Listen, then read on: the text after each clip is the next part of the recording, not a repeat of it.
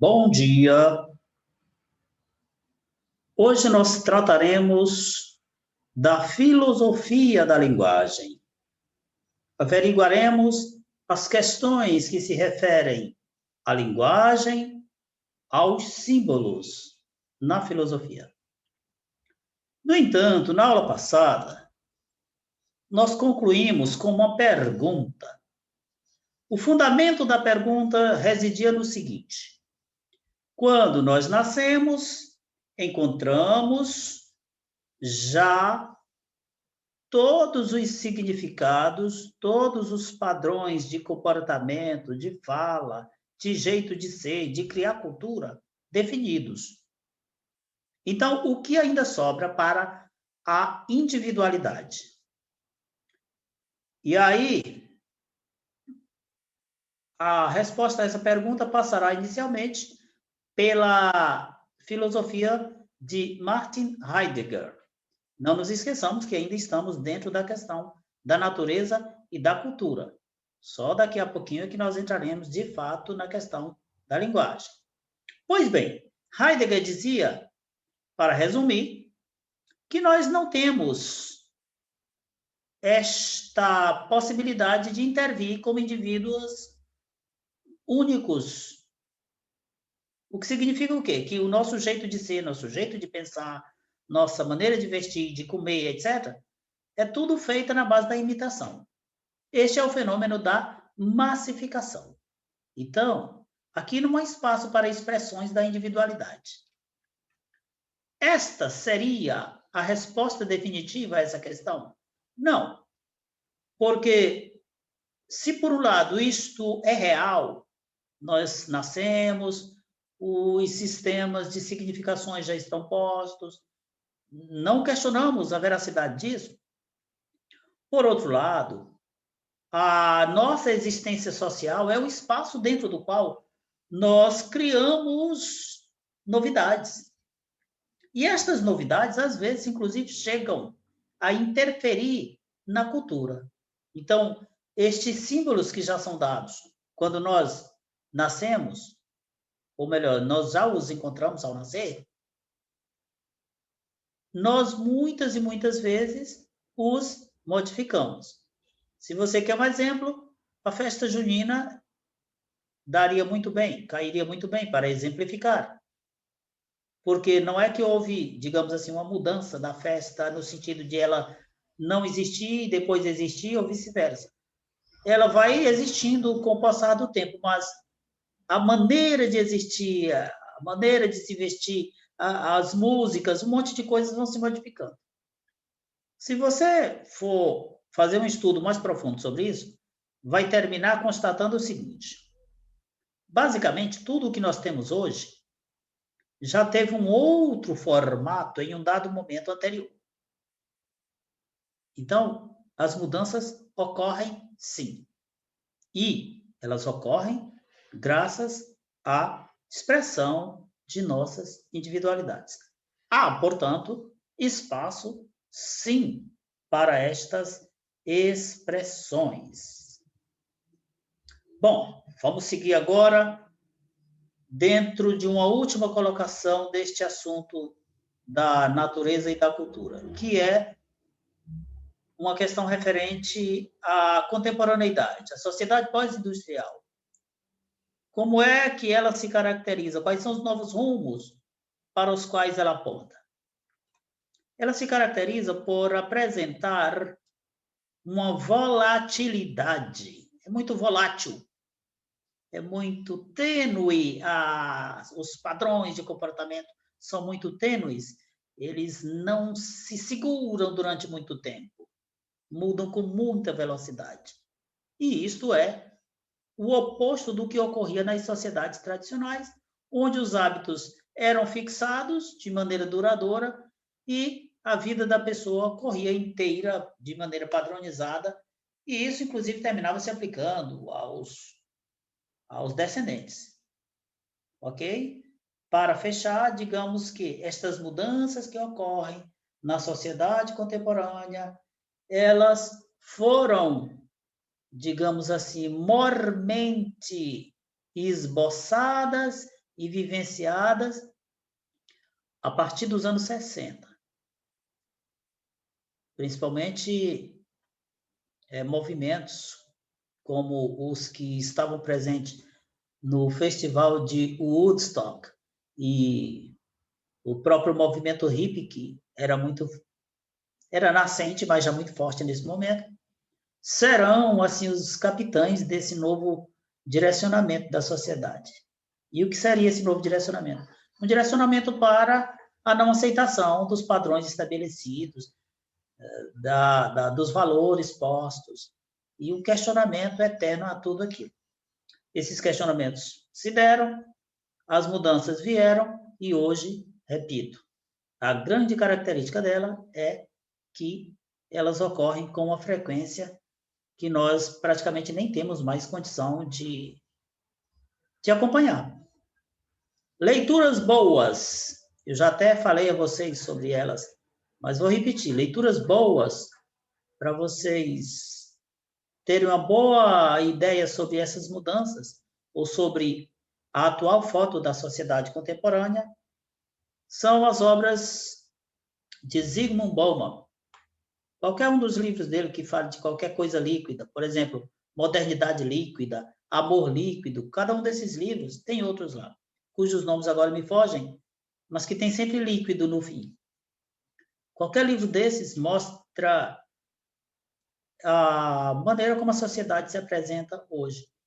E esse é o perfil atual da sociedade, a mudança rápida e a falta de laços, de elos mais profundos. A própria construção da sociedade hoje já é feita criando não laços, mas barreiras, exatamente o oposto dos laços. Muito bem. Passando para a questão da linguagem, nós diremos o seguinte. Comecemos aqui, temos umas figuras que estão em grutas. Aqui são expressões de pinturas rupestres e essas figuras são desenhos. Isso para falar o quê? Que o desenho é uma das formas de linguagem mais antiga que há. O que é uma linguagem? Agora passamos exatamente a esse assunto. Uma linguagem é um instrumento que nos permite pensar, comunicar aquilo que a gente pensou, estabelecer diálogos, e eu até acrescento continuar diálogos, dar sentido à realidade, dentre outros. Temos alguns tipos de linguagem, mas a gente pode dividir, grosso modo, em linguagem verbal e não verbal. Aqui temos uma coisa interessante a falar sobre a linguagem verbal, que é a falada ou escrita. No caso da linguagem falada, ela não é a primeira que a gente aprende. Existem outras linguagens que o bebê expressa, do choro, por exemplo, dos gestos, por aí vai. Vamos trabalhar sobre a estrutura da linguagem.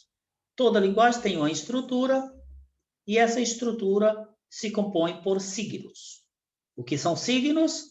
São elementos que estão no lugar de uma coisa ou de algo. Tipos de signos. Temos alguns tipos, aqui nós trabalharemos com 3 especificamente. Quais serão eles? O ícone, o índice e o símbolo. Vamos a eles.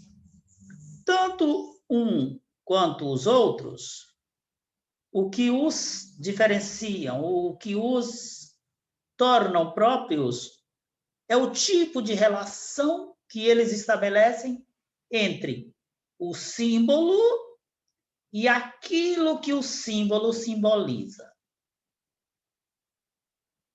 O objeto simbolizado e o símbolo que simboliza o objeto. Há uma relação entre essas duas partes. E esta relação, ela é de um jeito no ícone, de outro jeito no índice, de outro jeito no símbolo. Como é que ela ocorre, por exemplo, no ícone?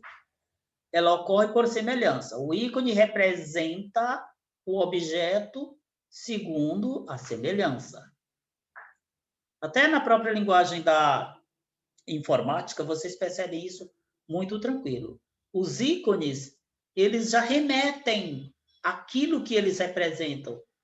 Se você vê um programa, por exemplo, de gravação de música, o ícone pode ser um cantor com um microfone na boca, alguma coisa que já dê uma ideia de que aquele tipo de programa é para aquele tipo de trabalho. Se você tem um determinado programa para escrever, aí ele já dá uma ideia disso, mostrando, por exemplo, um caderno com um lápis em cima, uma caneta, qualquer coisa. Então, o ícone tem esse tipo de relação. A relação é de semelhança. É o desenho que está no lugar da coisa desenhada. Eu olho para o desenho de um galo, já vejo, isso aqui é um galo. Já o índice, a relação que há é de causa e efeito. Então, um exemplo. Quando eu olho para a fotografia de um galo, aí eu tenho o quê? O índice da existência do galo. Aquela fotografia indica. É isso que o índice faz, indicar. Aquela fotografia indica que existe um determinado galo. Tudo bem, vocês vão brincar e dizer, mas o galo já pode ter morto. Ok, mas quando a fotografia foi tirada, não, a fotografia indica que pelo menos existia um galo na hora que se tirou a foto dele. Ok? Então ali há uma indicação. Olhou para uma determinada fumaça, aquilo indica que há um determinado fogo aceso por ali. Muito bem. E o símbolo? O símbolo é regido por convenção. O símbolo, ele é as relações estabelecidas nele são relações arbitrárias. É isso que significa convenção. Convenção é um acordo. As pessoas acordam que algo vai significar uma determinada coisa. Pronto. Uma vez que elas acordam isso, aquilo passa a significar o que eles acordaram. O vermelho do sinal de trânsito não tem uma relação natural. Nada já veio definido que vermelho quer dizer não ultrapasse, pare, etc. Não tinha nada. Escolheram vermelho como poderiam ter escolhido qualquer outra cor. Então, ali é um exemplo de símbolo. E assim existe uma série de outros. Por exemplo, aquele desenho do Tai Chi, ou do Tao, como vocês conhecem mais, ele simboliza a vida humana, as igualdades de possibilidades. O bem e o mal têm a mesma possibilidade. O alto e o baixo, o forte e o fraco.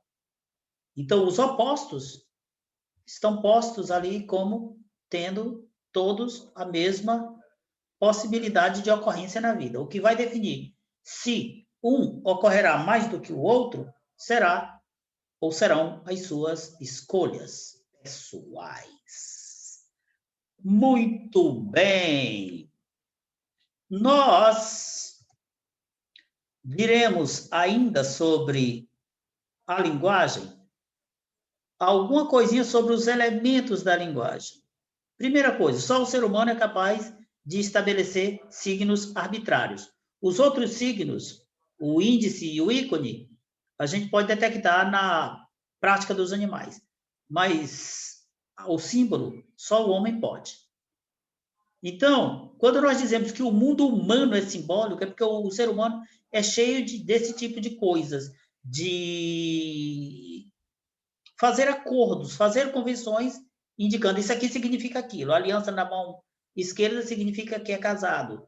Na direita significa que é noivo. E por aí vai. A gente é cheio de significações. Daqui para frente, usar um determinado laço no peito, dependendo da cor, vai significar que você está dentro de uma campanha, ou para o aleitamento materno, ou contra o câncer de mama, dependerá da cor. A gente vai definindo significados de acordo com o que nós vamos acordando entre nós. Ok? Na próxima aula, nós falaremos um pouquinho sobre os outros elementos da linguagem, que são o quê? O repertório da linguagem, as regras de combinação de signos e as regras de uso desses signos. Mas por hoje ficaremos por aqui apenas. Tão gratos e até a próxima!